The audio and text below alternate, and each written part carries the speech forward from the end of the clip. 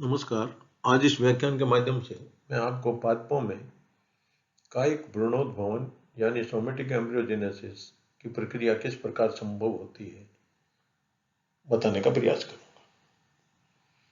जैसा कि आपको पता है, पादप कोशिकाएं पूर्ण सख्त यानी टोटिपोटेंट होती है, अर्थात प्रत्येक पादप कोशिका को अगर संवर्धन माध्यम पे संवर्धित किया जाए और उचित वातावरण में रखा जाए तो इनसे संपूर्ण पादप विकसित किया जा सकता है। पादप कोशिकाओं की पूर्ण सख्तता प्रदर्शित करने का सबसे पहला प्रयास हेबरलैंड के नाम द्वारा किया गया था और हेबरलैंड को ऊतक संवर्धन का जनक भी कहा जाता है।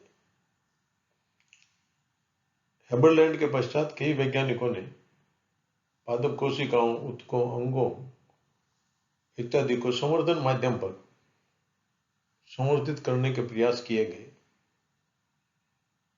पादप कोशिकाओं से कायिक भ्रूणोद्भवन की प्रक्रिया का प्रदर्शन सबसे पहले स्टीवर्ड एंड रेनट के द्वारा किया गया तथा जो अंगोद्भवन है यानी ऑर्गेनोजेनेसिस है का प्रदर्शन पीआर वाइट के द्वारा किया गया।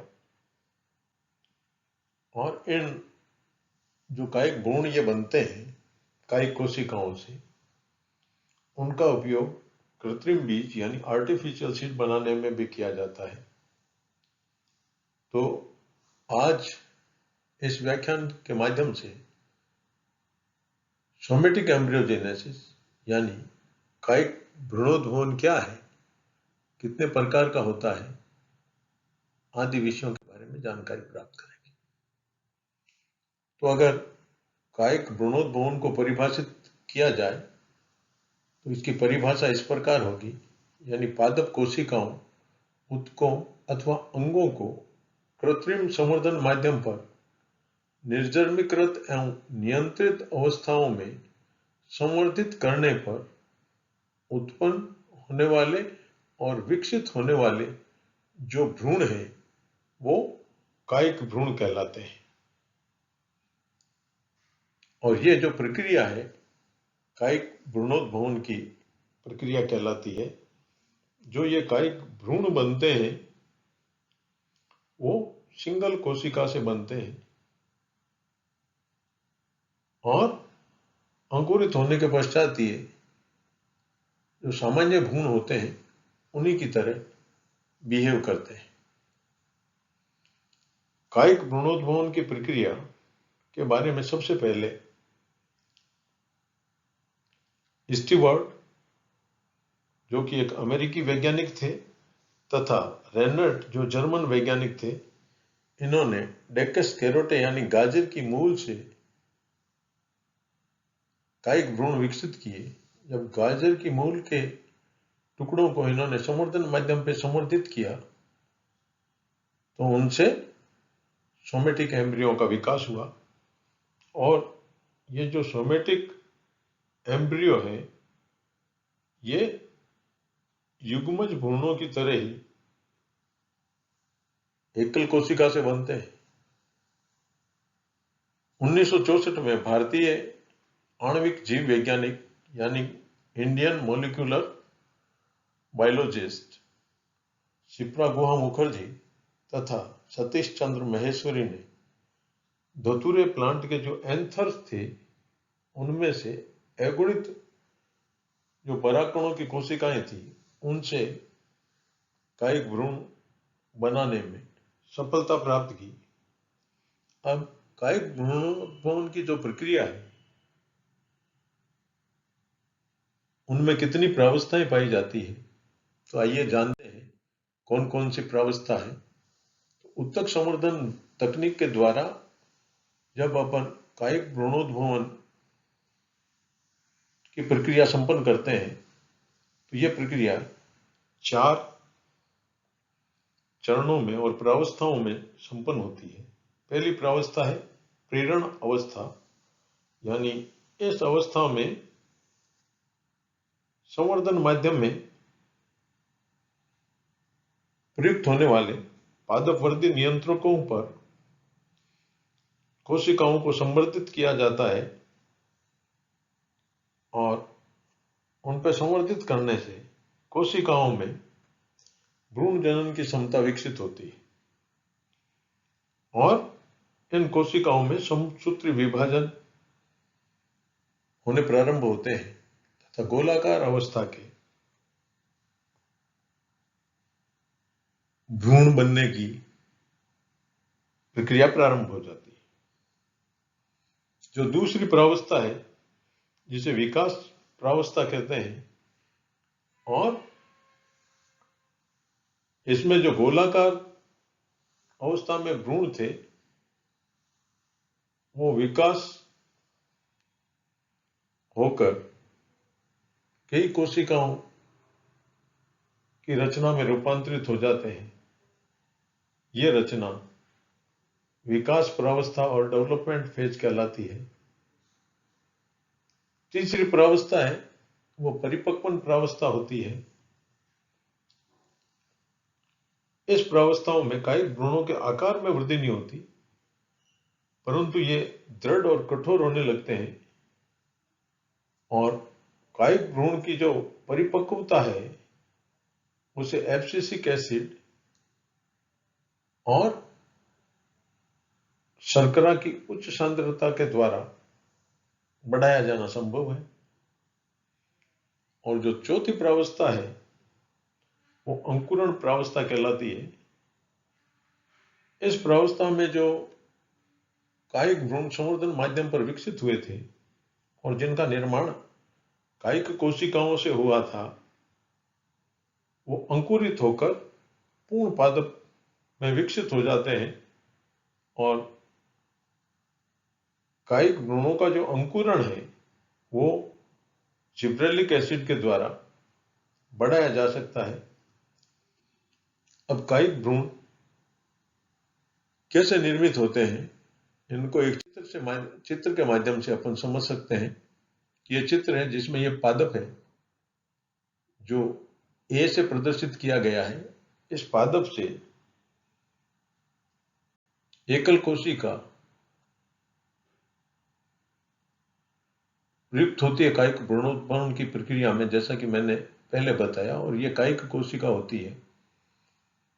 यह पृथकृत एकल कायिक कोशिका है। प्रेरणा अवस्था में इस कायिक कोशिका में समसूत्री विभाजनों का प्रारंभ होता है और इन समसूत्री विभाजनों के कारण ये कोशिका गोलाकार भ्रूण में रूपांतरित हो जाती है और ये जो देह है यहां पे ये गोलाकार भ्रूण बनने की प्रक्रिया है।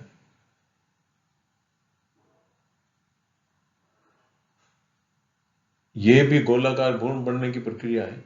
ये प्राक एम्ब्रियो यानी प्रो एम्ब्रियो है और ये गोलाकार भ्रूण में जो प्रो एम्ब्रियो है वो रूपांतरित हो जाता है।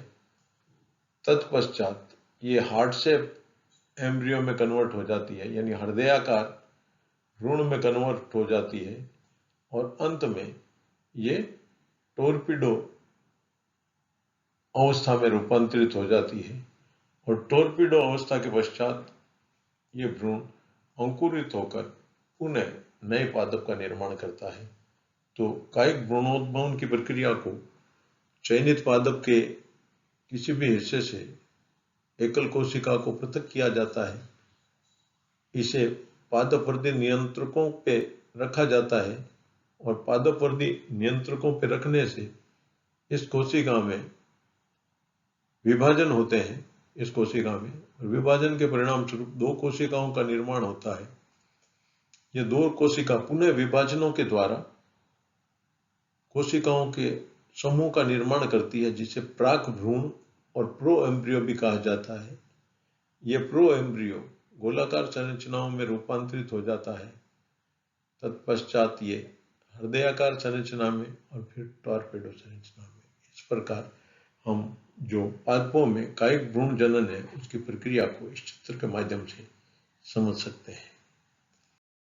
नेक्स्ट, कायिक भ्रूणोद्भवन कितने प्रकार का होता है? तो सामान्यतः कायिक भ्रूणोद्भवन है